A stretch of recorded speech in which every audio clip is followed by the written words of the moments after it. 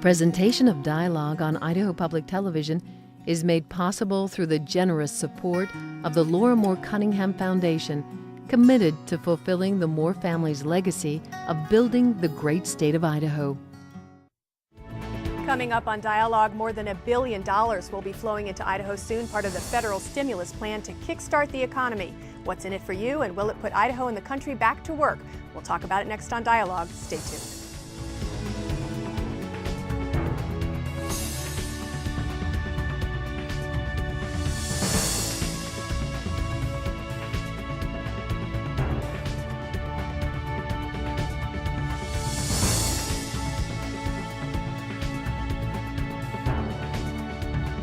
Hello and welcome to Dialogue. I'm Marcia Franklin, and welcome as well to those of you tuning in on public radio and the World Wide Web.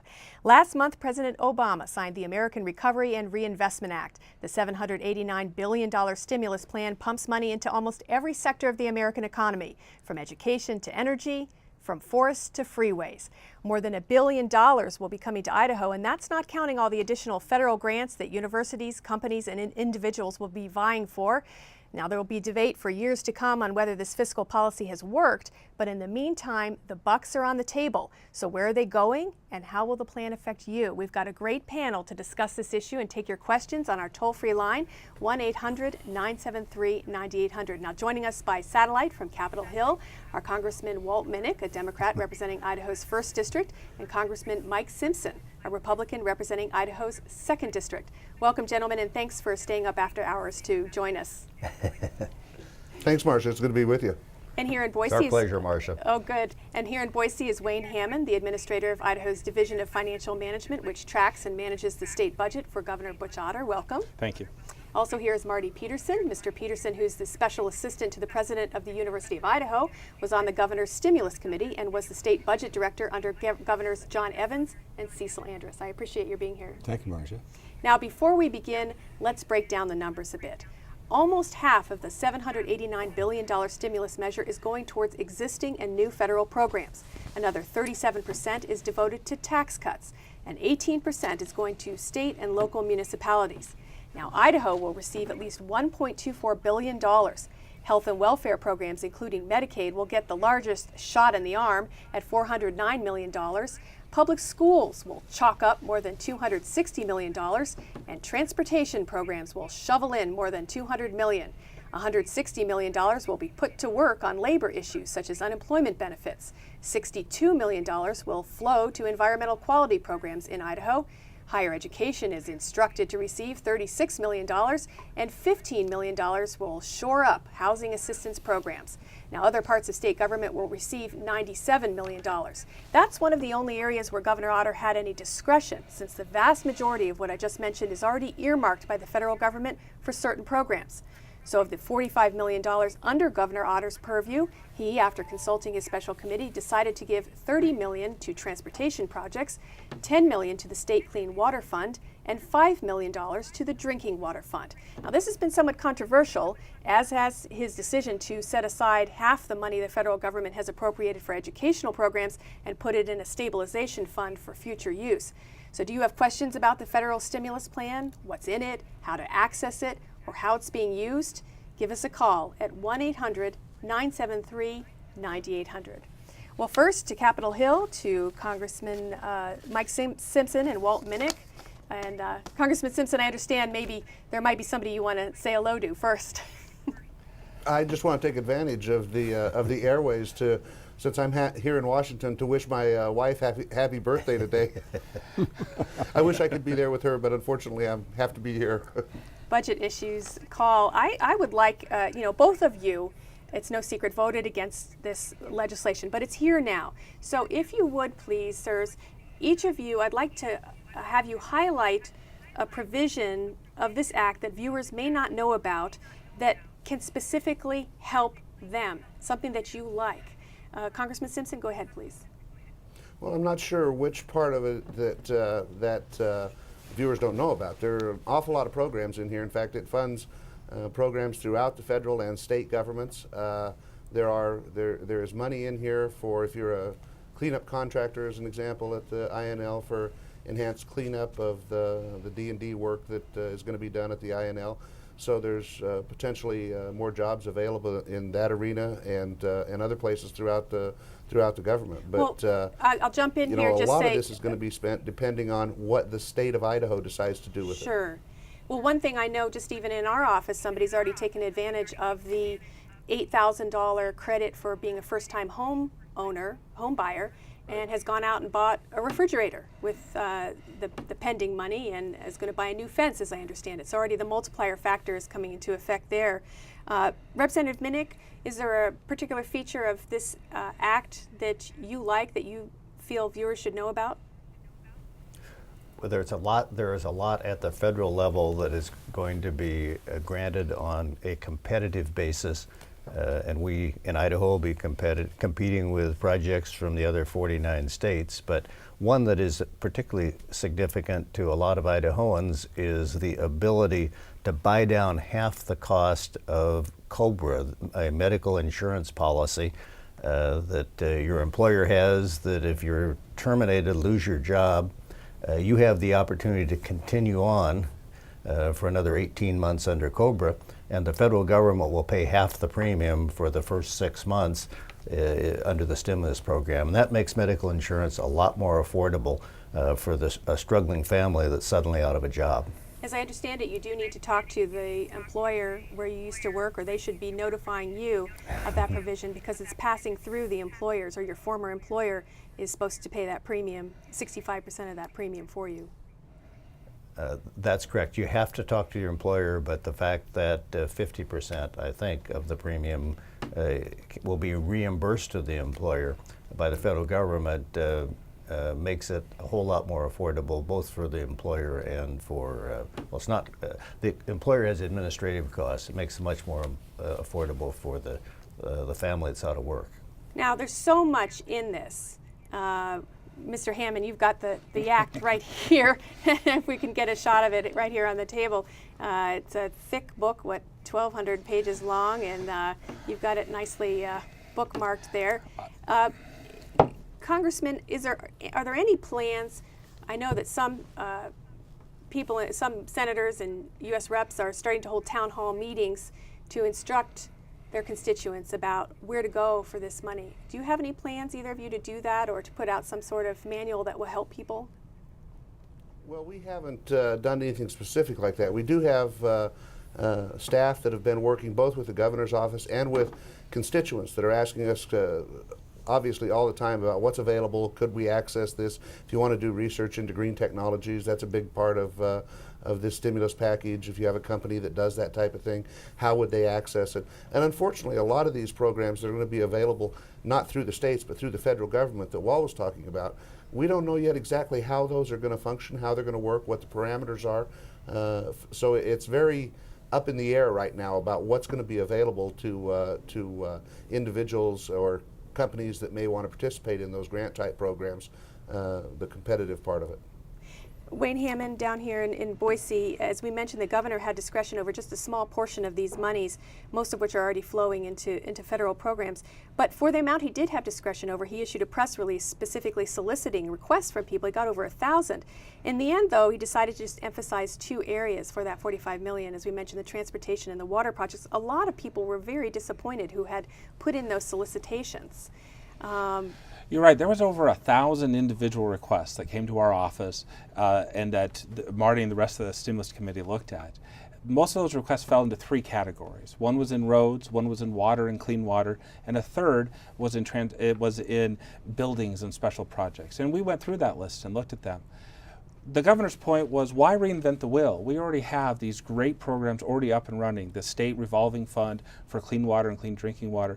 And so by putting the money into existing programs, we minimize administration. But because these are also loan programs, now that money will recirculate through Idaho communities 2 or 3 times, and we'll get several more projects instead of just earmarking it for construction. Did you, in fact, you were on the committee, did you in fact look at all those 1,000 proposals? Could you possibly? Well, thanks to Wayne's capable staff at the Division of Financial Management, we had a lot of help going through it. But what Wayne has said is absolutely correct. There were some great proposals in there. But if you sat down and looked at the criteria How quickly can they start turning dirt?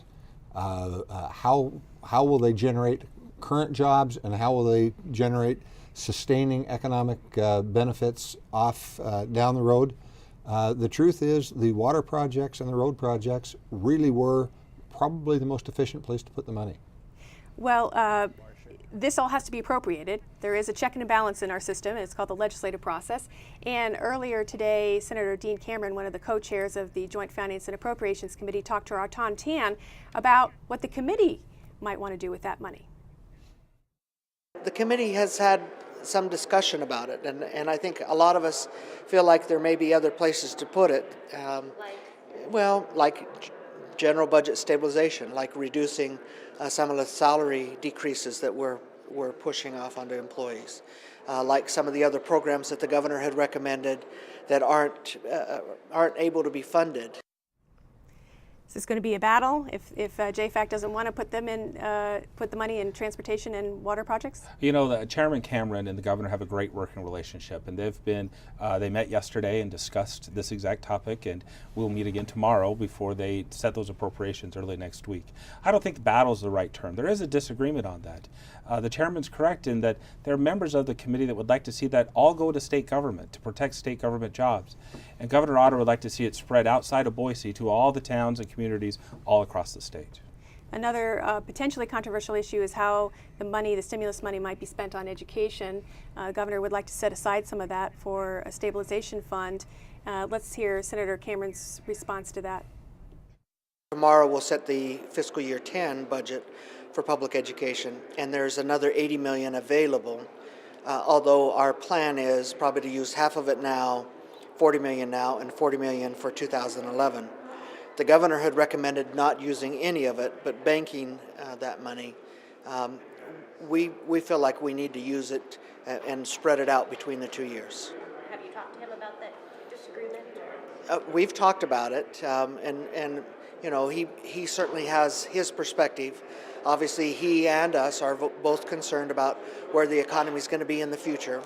Our concern, we're hoping that we're closer to the bottom, and that maybe by the time we get to the 2011 fiscal year, it will be more difficult to have spent it. And so our plan is to try and create a safe landing. A lot of consternation among teachers. Why aren't you spending this stimulus money now? Again, I think the key word in Senator Cameron's comment is hope. They're hoping for a brighter tomorrow. And what the governor's wanting to do is bet against the push. And when they set the public schools budget last year, they thought they did a great job. We all thought they did a great job. And they were $85 million wrong. And so we've already spent half of the federal stimulus money just in fiscal year 2009, the current year right now. But the governor said if we got it that wrong last year, there's a possibility we could get it wrong again next year. And we ought to maybe not spend all the money today and hold on to it just in case it's wrong. Now, if he's right and the money magically appears in the state coffers, the federal government's given us a whole nother year to spend this money, and we could spend that money next year instead. Congressman Simpson, former Speaker of the House of Idaho, your thoughts? Yeah. Well, you know, I think the governor's doing the prudent thing, as well as the legislature. The one thing we've talked to him about time and time again is that they need to be sure that the money that they spend doesn't force them into a tax increase in the future. And I think that's what they're trying to do. They're trying to make sure that that they stabilize the budget to the extent they can, but that because of ongoing spending, they aren't forced in future years into a tax increase. That's the danger of a stimulus like this with the kind of money that's going into it right now. Okay, let's take some phone calls. Sandra in Caldwell. Sandra, go ahead, please. Hi. Well, I'm a student at BSU, and my major is elementary education, and I don't graduate for 2 years. And I'm kind of wondering what the future holds for me, for job opportunities 2 years from now in Idaho. Well, in the near-term future, there is help in the Stimulus Act. Is there not, Representative Minnick, for folks who want to get some deduction, a tax credit for their college? That's correct. You can get a deduction for your tuition, And our offices will help you assist that. And you can also go to your college or university, and they will have the capability to help you apply for that money, which will assist needy students in going to school.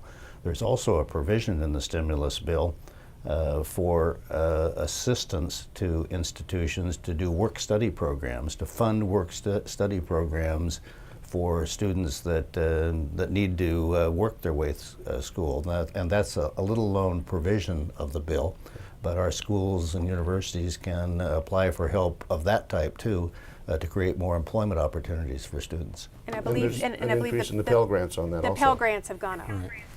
Yeah. Yeah. So we're doing everything we can to try to keep the students in school and make it affordable for those students. But I think the broader question that the caller asked was, Yeah. what does the future hold in store? And that's the concern that everyone out there has. Are there going to be jobs in the future? There will be. This economy will turn around, and hopefully sooner rather than later. But I applaud her for her efforts in the education field, and there'll be jobs available. Clearly, And I think one of the things that Mike and I can do is we have field offices across Idaho.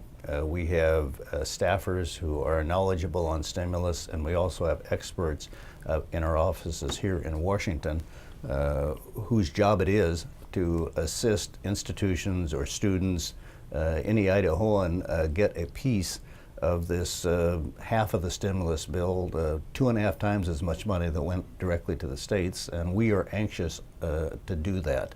For example, on the water projects, clean water and wastewater projects that we were talking about earlier, there is a total of $2.4 billion between the Department of Agriculture and the Bureau of Reclamation for those projects. And the ones that don't make the cut at the state level, Mike and I can assure that they receive fair consideration on this competitive grant basis from these federal agencies. well, let's take a call from Peggy. Peggy in Idaho Falls. Go ahead, please. Yes, I have a question about that stimulus money that they're banking that should be going to education. Is that truly legal to be able to do that when that is to stimulate the economy, and this will have nothing to do with stimulating the economy? It will be banked, and you're going to be cutting teachers' salaries, and that's going to be less and less into the economy, and so it's going to be you're causing a vicious circle here that is not going to help the economy. Let's get an answer to that question, because a lot of this money specifically was not to be put in stabilization accounts but spent. That's right. And the law forbids us from actually putting in the stabilization account. What it does do is allow the state to spend it over 3 fiscal years. And so there's no provision that says you have to spend it all the very first day you get it. It's when my dad used to give me $5, he'd say, well, don't spend it all in one place. And that's kind of our approach here. We don't want to bank it, but we want to hedge our bet against a downturn in that. The bigger problem is that if you spend all the money now and the economy doesn't recover, that small cut we're looking at today is going to be a big, huge cut next year. How does this compare, Marty Peterson? You were DFM director under Andrus and Evans. How does all of this effort from the federal government compare to the times when you went through recessions? Well, the first recession that I went through was before I was in DFM. I was on Governor Andrus' staff in the early 70s, and there was a major national recession during the Nixon administration, and Congress passed a major public works or public employment act called the Emergency Employment Act that I administered. And it was just flat to create federally funded state and local government jobs. In the 80s, when I was DFM administrator and the state faced a horrible recession, we were on our own. We got no state support for that. We dealt with that ourselves. So this is a new experience for the state. Okay, let's take a call from TR in Ryrie. TR, go ahead. Yeah, I think I've got to tell you I'm very disappointed in the stimulus package in total, and disappointed that we even accepted it. And I'd like to know where Idaho, a great state, great conservative state, would be if we had not taken it at all. Okay, good question. Thank you very much. Congressman, you both voted against the legislation. Some governors have refused it, or we'll see. Portions of it. Portions of it, yeah. TR says, why not just let Idaho go it alone? Well, it's a real good question, but the fact is that both Walt and I voted against this stimulus package. We didn't think it was the right thing to do. Spent too much money over too long a period of time. It should have gone through the regular appropriations process that it didn't, but that's all behind us. It's passed and it is now law. And should Idaho and the citizens of Idaho be able to benefit from that spending? If we don't, it goes someplace else, to some other state. So to the extent that we can do some of the things that we know have to be done in this state, we know we're behind on infrastructure, we know we're behind on water projects, we need to repair those and invest in our future. That's what those types of things are for. To the extent that we can prevent or help prevent some of the potential layoffs in the field of education and other things, then that's a good thing. There's a lot of talk on talk radio about this being socialistic. Well, let me tell you where the governor's point of view was on that, because we really did consider not taking all the money. We looked at every single pot of money. When the governor went to the White House to meet with President Obama, he asked him point blank, if Idaho doesn't take this money, will you not tax us to pay it back? And he was almost laughed out of the room. The citizens of Idaho are going to pay higher taxes to pay this back. Why should we pay taxes to build roads in California and Washington and Nevada? If we're going to pay the taxes, we might as well get some of that spending here in our state. Okay, let's take a call from Ken in Coeur d'Alene. Ken, go ahead, please. Yeah, if this is a stimulus package, isn't it counterproductive for the state government to reduce state employee salaries by 3% and then try to stimulate outside of state government? I wish we had asked Senator Cameron that question earlier. The governor disagrees with the cutting of state employee salaries straight across the board. There are hardworking state employees that deserve the salaries they get. There are other areas where we can trim. But he also believes that whatever happens in the private sector, whatever's happening down on Main Street, also needs to take place in state government. We're not immune from having to make cuts. It sounds like Senator Cameron might want to use some of the $45 million for transportation and water to stabilize those state employees. That's exactly salaries. right. It sounds like what they want to do is use some of that money to bolster state government. What the governor would rather do is create private sector jobs in communities all across the state. Okay, Congressman, do you have the sense that we're going to need a stimulus too? Or is this going to be enough? Is this going to put people back to work? Mr. Minnick?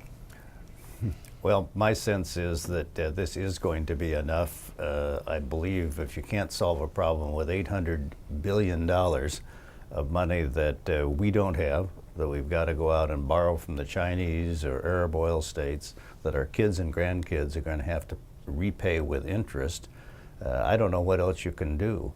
I think if we combine this money that we're spending with some steps to get the banking system functioning again, some steps to reduce the rate of home foreclosures, and then have the president and the government talk to average Idahoans and urge them and other people around the country to get on with their lives, to start buying cars, businesses to expand. I think the economy is clearly going to expand, and I can't imagine coming back in another year or two and trying to do this all again. We simply can't afford it. Okay, let's try and take another call. Doug in Idaho Falls. Doug, go ahead. If you could be brief, that'd be great. Yes, I can. My biggest concern is the stimulus package that has been passed. The fact that most of the money is being spent on, building bridges or repairing bridges, repairing highways and boiler replacements, but all these are projects. They have a beginning and an end. What's being done to change this and focus on long-term investments, growth investments, like small business, where it should be going? Thank you very much. This is the big question. Are we just retaining jobs, creating projects, or creating new industry and infrastructure? It is probably the toughest question in all the package of stimulus things to look at. Do you put the money into something that would go out and create ongoing type jobs? I think the best way to get the most people back to work the fastest is the plan we've outlined in projects. It's not a long-term solution. Well, Marcia, I think that, for example, the water systems, Water system work is going to have to be done, and if there are communities out there that have to have water system work done before they can bring in new businesses, before they can bring in new residential developments, that type of thing, this is a great way to pave the path for that. Same with the highway work. Congressman? I would say, Marcia, we all know that we have this highway work that needs to be done, that we're behind in our infrastructure. We haven't invested in it across the country as we should. And those are what we call the shovel-ready projects. And that's the money that went out, in some of it anyway, to the states to do those types of things. When you're talking about the long-term investment, a lot of the grant programs and those types of things that are available, that are going to be available from the federal government, particularly in green energy. I hear that word every day now in Washington, that we're going to invest in green energy development and those types of things. But there are provisions in there to help those types of companies. There are provisions to assist small businesses with loan guarantees and those types of things. Because you're right, investing in the future is also as important, maybe even more important than the exact shovel-ready projects that we've got done. Okay, one more call. Sandy in Boise. Sandy, go ahead, please. Yes, I would like to know if it's true that with any project to which the stimulus applies, the Davis-Bacon will be applied. That's correct. In fact, I was on the phone with OMB today in And D.C. explain, people. So Davis-Bacon is the prevailing wage, and it's typically a much higher wage than we pay in Idaho. And the rule is you have to pay that higher wage, and you have to buy all your materials in Idaho, and that'll go down to every sub-grantee. So the Boise Food Co-op or the Boise food bank who gets a grant is going to have to pay Davis-Bacon wages. Good, bad? Well, it's good, but it means you do a lot less work because you're paying fewer people higher salaries. Congressman, I'll give you guys both the last word very briefly. Are you optimistic that this will get people back to work? Mr. Minnick. I think the chances that it will are excellent. I don't know how long it's going to take. The economy is still getting worse at the moment. But the combination of the federal government creating these jobs, getting the banking system going, doing the things that are necessary to create confidence, I think that is going to work. I don't think it's going to be soon, and I don't think it's going to be dramatic. But every recession we've ever had in the past has ended, even the Great Depression. And what we have done collectively, combined with what is being done elsewhere in the economy, ought to provide the jump start that will get this economy growing again. Congressman Simpson, you and only have about. I'm not certain that the economic stimulus package that we've had is gonna you're going to see a lot out of that in terms of employment stuff. What's more important is what Walt just mentioned. We have to get the banking system working again, credit flowing and those types of things, so that small businesses can create the jobs. That's what's going to make the difference in the long run. It's going to be a slow process and it's going to take some time. This is kind of a stopgap measure, I think, to help try to keep people employed to the extent we can and try to do some of those shovel-ready projects. Thank you very much, my whole panel, for joining us tonight. This is such a vast subject. Please check out our website. We've got great links at both the federal and state level for information on the federal stimulus package. You see it there, and we're on Facebook. We're in the 21st century. So check out all the good stuff that we've got on the web for you.